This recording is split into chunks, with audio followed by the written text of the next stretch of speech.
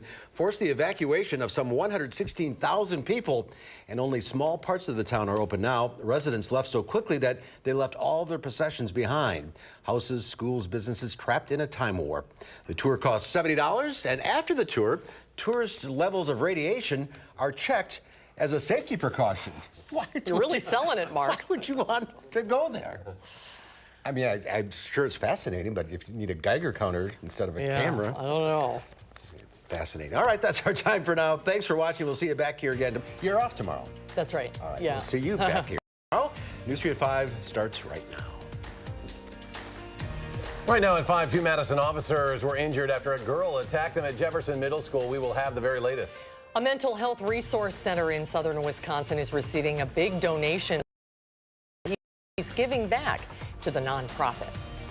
From the Channel3000.com Alert Center, this is News 3 Now at 5. And thanks for staying with News 3 Now. 2 Madison police officers are recovering tonight after an incident where they became injured at Jefferson Middle School. Police say the officers were treated and released, but both suffered injuries as a result of a fight with a 12-year-old girl. Rose Schmidt is here now to explain what they say happened and the school district's response. Rose. Yeah, so officers say that girl was being loud, hit a classmate, and threatened another with a fire extinguisher. Police say she was supposed to be suspended but refused to leave school grounds. Staff members at Jefferson Middle School say yesterday morning they tried to calm down the student and use a restorative approach, but when that didn't work, they asked for help from Madison police. The department says the girl kicked the officers and hit another one in the mouth.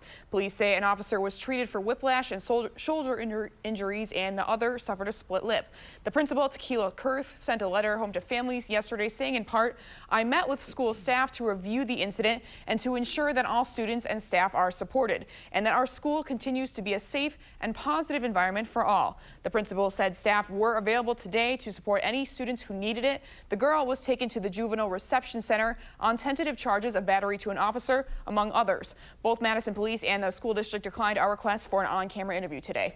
Rose, thank you. Thanks, Rose. A Madison teenager is accused of repeatedly sexually assaulting another student over the course of several weeks. Madison police say that a 15-year-old girl told police she was repeatedly and forcefully groped. This was at La Follette High School over the course of a couple of weeks in February by a 16-year-old student. And according to the report, the incidents took place in several areas of the school. Police said the victim became fearful of attending classes and sometimes didn't go to class in order to avoid the assaults. The 16-year-old boy is facing a tentative charge of repeated sexual assault of a child. Officers say a concerned mother called police Wednesday after noticing a man with a gun at a park pavilion in Madison. The woman told police the man flashed the gun as a group of 20 males started arguing at Elver Park on Madison's west side. Police say 3 men remained in the park, but when officers arrived, they jumped out of a car and ran away. A canine helped officers find 60 grams of marijuana and one man's probation paperwork. Police say the car has been involved in 3 pursuits this past week with area law enforcement. Governor Tony Evers orders flags to be flown at half-staff as a mark of respect for former state representative Ed Brooks. That'll start on Monday, April 29th. Brooks passed away earlier this week. He had served as a state representative of the 50th State Assembly District from 2009 to 2019. Ed Brooks was 76 years old. Let's get a check on the weather now. Gary Canalti is on the weather patio. Gary? We got a little band of showers coming through right now. Just a few drops of rain, just enough to wet the pavement here. There's another band of rain a little farther out to the west. Let's start out by taking a look at visible cloud tracking. You can see how we had some sunshine this morning, but that has given way to clouds. It's a fairly narrow band of clouds, and skies are already clearing out across much of Minnesota and western Wisconsin, so the rain shouldn't last too long. You can see there are 2 bands of showers. The first one running through the Madison area right now. The southern end of that, there's been a couple of flashes of lightning associated with it. The second band of rain just entering the northwestern portion of Dane County, but moving eastward pretty steadily. I think most of the showers will be out of here by about 10 or 11 o'clock tonight. Low temperatures this morning dropped into the lower to middle 40s for much of southern Wisconsin. Southeastern Wisconsin actually was a little bit colder. They had temperatures in the middle 30s. High temperatures today were just shy of 70 here in Madison. Mineral Point did hit 70, and as did Monroe and Janesville, but as the showers came through, the temperatures dropped. And here in Madison, we've gone from 69 down to 55. Janesville just getting the showers to start. They're down to 64. And where the showers have come through, temperatures are mainly in the 50s. but take a look what's expected for Saturday. Possibility for perhaps a couple of inches of snow on grassy areas Saturday afternoon and Saturday night. We have an alert day in the forecast for that, and that's going to be a big change from where we are now. Tomorrow, tonight, look for skies to gradually clear out once the showers end. Temperatures will be down in the mid-40s by tomorrow morning. Tomorrow, look for sunny skies. It'll be windy, a little cooler with a high temperature of 62. That's your News 3 Now First Alert forecast. Gary, thank you. Paramedics help people in their biggest times of need, and now the southwestern Wisconsin community is helping an EMT in her time of need. Tina Davies was helping transfer a patient to a Madison hospital when the ambulance she was in hydroplaned and rolled over. This was on Highway 151 outside of Ridgeway on Monday. She broke vertebrae in her neck and back.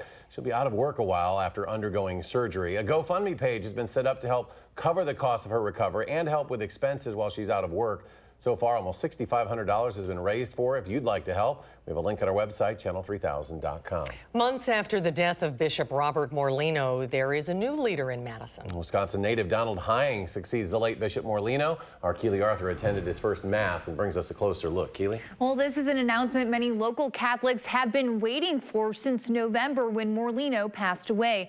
Prior to his new role, Hying served as Bishop of the Catholic Diocese of Gary, Indiana. He is the 5th bishop in Madison, ordained a priest in Milwaukee in 1989 and originally from West Allis. He says it's great to be back in his native state.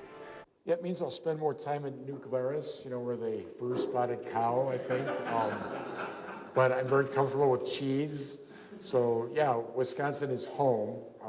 I love my time in Indiana, but it's always good to come home. And he still has a lot of family in the area. His brother is a farmer out in Jefferson County.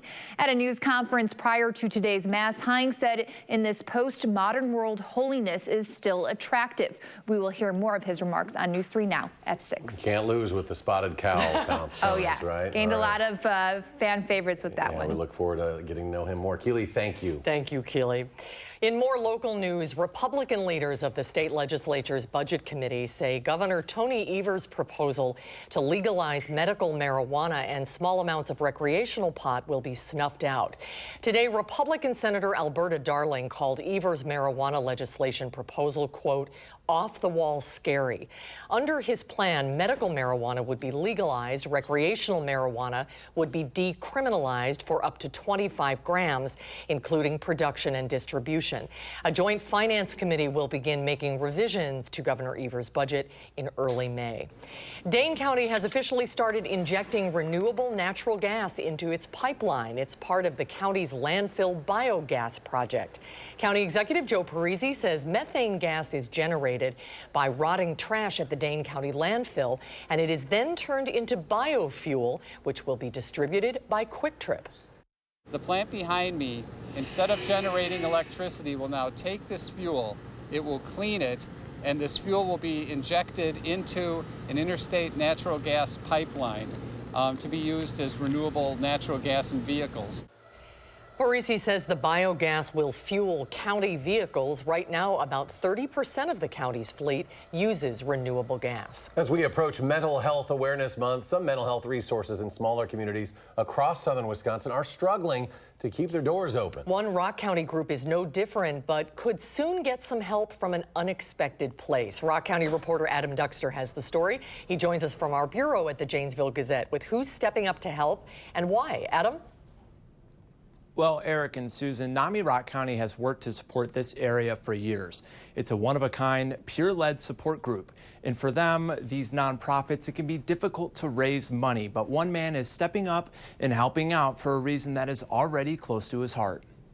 There aren't many groups in Rock County that do the work of NAMI. We have support groups. All of our support groups are peer-led. The nonprofit offers an outlet to people struggling with mental illness and support to those who have lost a loved one to suicide. It just really helps on a peer level for others to share their stories and maybe learn from others what has worked or what has not worked for them. Executive Director Lindsay Stevens says with their group being a nonprofit, the biggest challenge is finding the resources to keep things going. With the growth that we're seeing and the requests that we're getting from other organizations to participate and provide presentations, and it has been a struggle. Word of the need spread to other leaders from across Janesville, like financial advisor Matthew Krieger, who called Stevens to ask what the group needed. We need a lot of help. We need advocacy.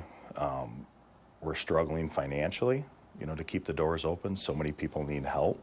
For him, that phone call a way to finally reach out, more than a decade after he lost his own brother to suicide. That hit me hard, and this business was a place that I could easily bury myself. But now he's giving back and honoring his brother.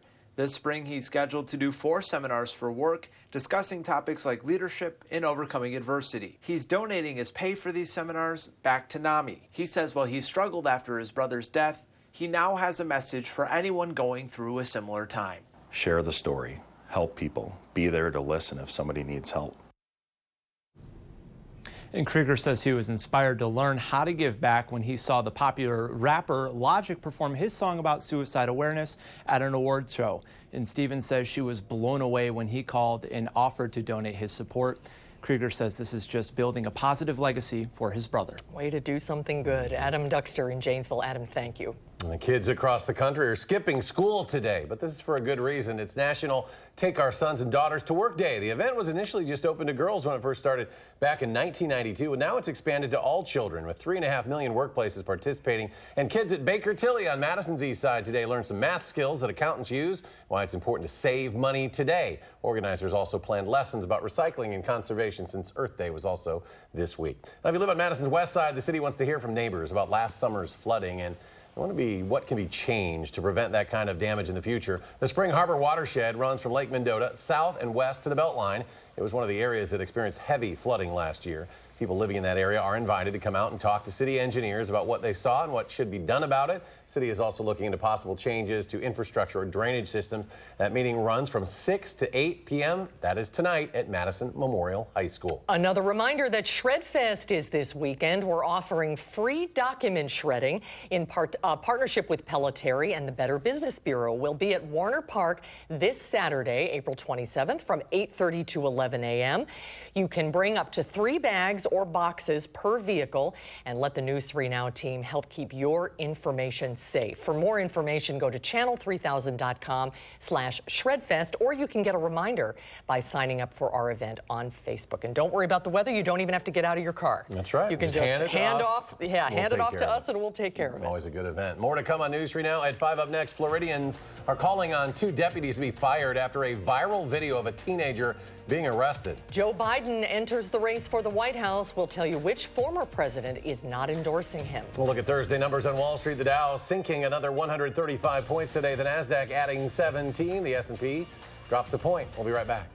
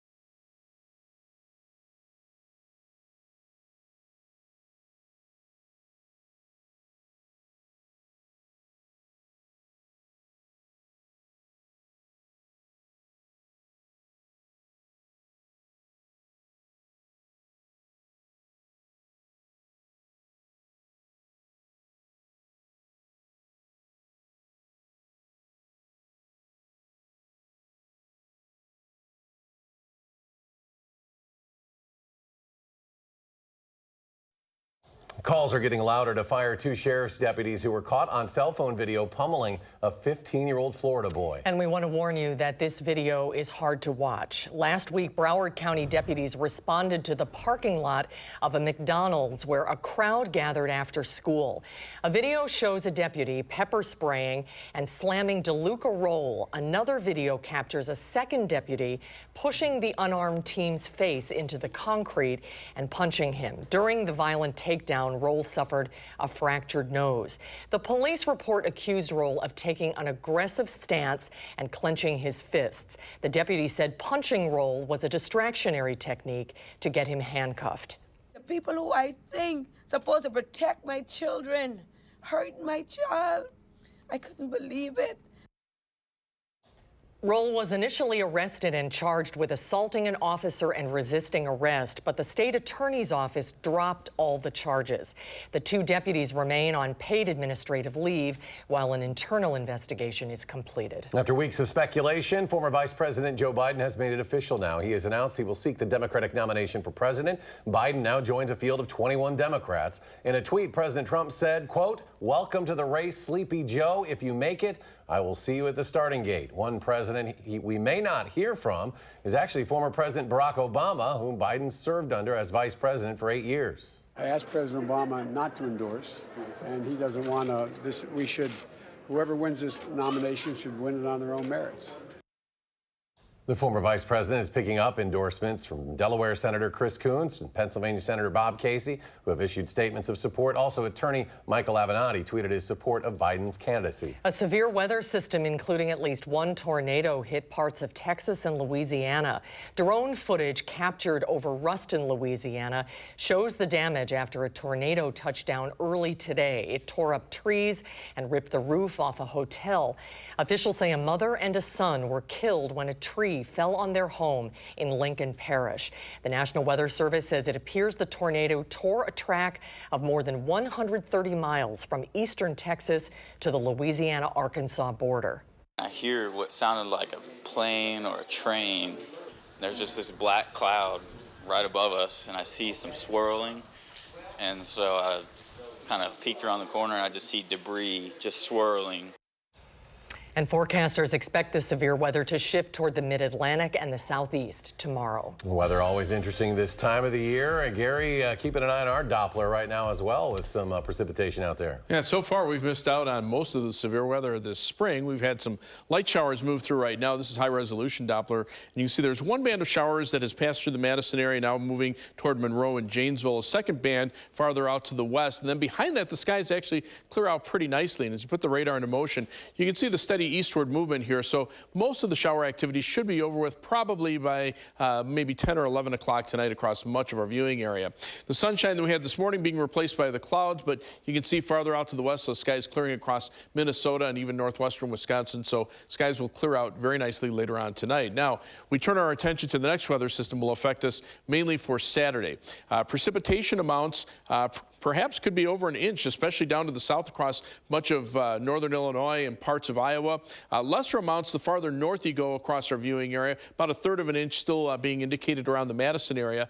But what's of more importance is the potential for at least a little bit of accumulating snow. The very latest computer model forecasts show a swath of about 1 to 3 inches of snow, mainly through the central and southern parts of our viewing area down into northern Illinois. But this will be a slushy snow with the ground being warm and temperatures starting out in the low 40s and then dropping into the 30s in the afternoon. I think any snow accumulations will stay in that 1 to 3 inch range, mainly on grassy areas, and it should melt very quickly on Sunday. At this point, it's possible that if the snow starts a little bit early, we could have a little bit more than that. If it starts a little bit later, by the time most of the precipitation is moving through, we could end up with very little in the way of snow. So, just a difference of a couple degrees could also make a difference in the snowfall amount. So we do have an alert day in the forecast for Saturday. It'll definitely be windy. It'll definitely be colder, and we'll definitely see rain mixing with and even changing to snow, especially during the afternoon before it ends Saturday evening. And again, about 1 to 3 inches of snow accumulation possible by evening. Crazy Legs forecast. Temperatures actually may start out warmer at the beginning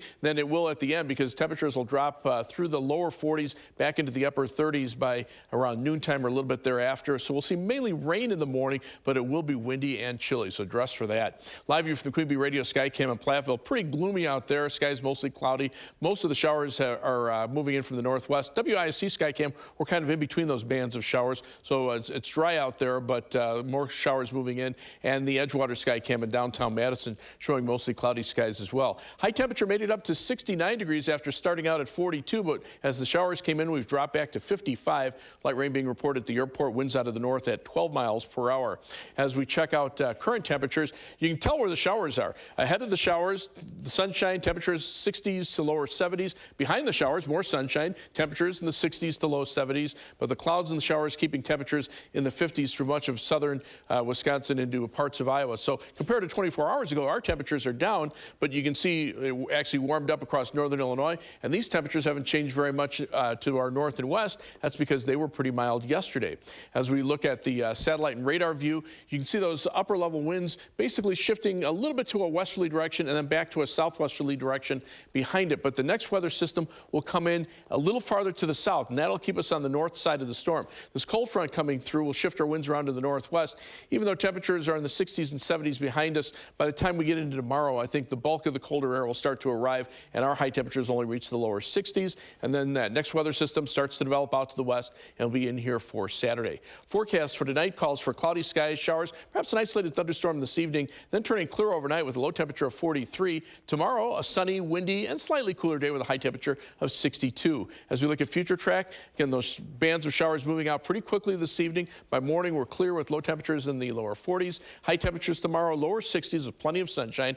Clear skies tomorrow evening, turn cloudy tomorrow night. Low temperatures dropping into the mid-30s to around 40. Those temperatures reaching the low 40s tomorrow and then dropping into the mid-30s in the afternoon. That's when that rain could start mixing with or changing to snow. Again, rainfall amounts highest down toward the south, lesser amounts to the north, and snowfall amounts maybe 1 to 3 inches on grassy areas through much of southern Wisconsin. 7 to 10 day forecast, temperatures at least back in the upper 40s for Sunday to start melting the snow. Then some off and on rain chances through the middle of next week, warmer temperatures as we head toward the end of next week. As we take a look at first alert traffic, right now traffic very slow on the Beltline. The rain showers coming through have wet the roads down. That's the view at Park Street and the Beltline. Right now delays in the westbound direction beginning around Fish Hatchery Road, going back to around Monona Drive. Eastbound, the delays start at Monona Drive and go back almost to Whitney Way. If you look at travel times, 39 minutes in the eastbound direction on the Beltline from the University Avenue to the interstate, 24 minutes heading back in the westbound direction. Heading out of Madison right now, 28 minutes down to Janesville on I-3990. The rain just starting there. 21 minutes to Sauk City on US 12 and 20 minutes to Sun Prairie on US 151 and East Washington Avenue. That's your news through now for Slur Traffic. Thanks, Gary. Ahead at 5, a new study suggests car makers can do more to protect backseat passengers. What experts say needs to change after a short break.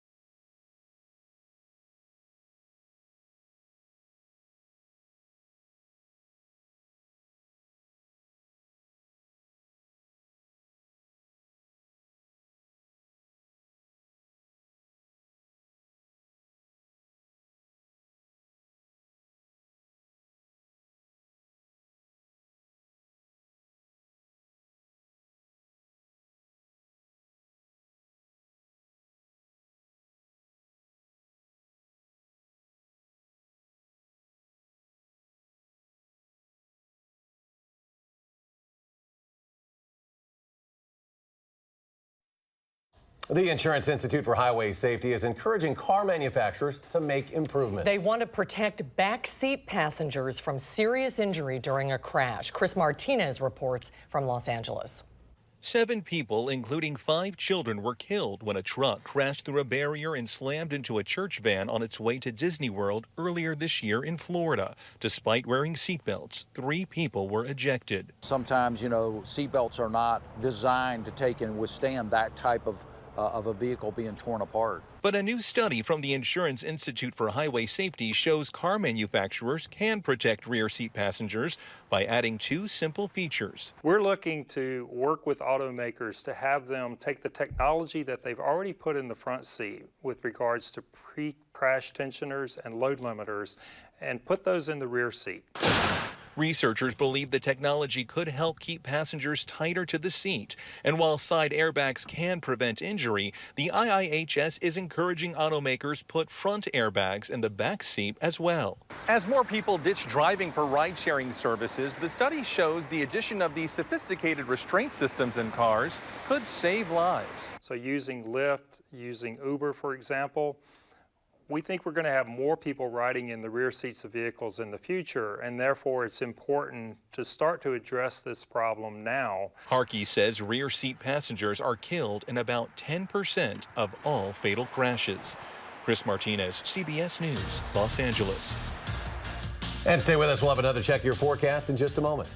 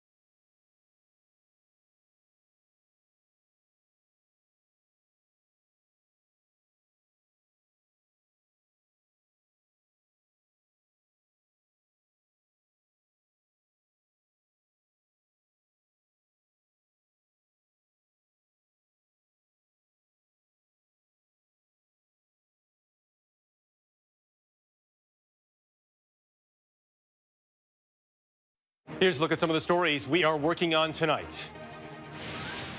Joe Biden launches his presidential campaign on the attack. We will look at his challenges and how the president is responding.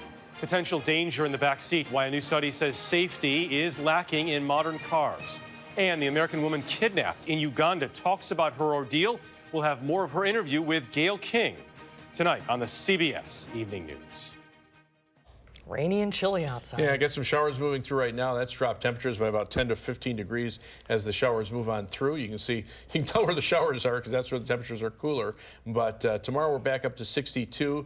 Rain and snow on Saturday, an alert day for that, but at least temperatures start to turn milder for the rest of next week. You got a 70 on there. That's good. Yeah, a little ways down the road, Yeah. though. We'll see you in 30 minutes for News 3 Now at 6.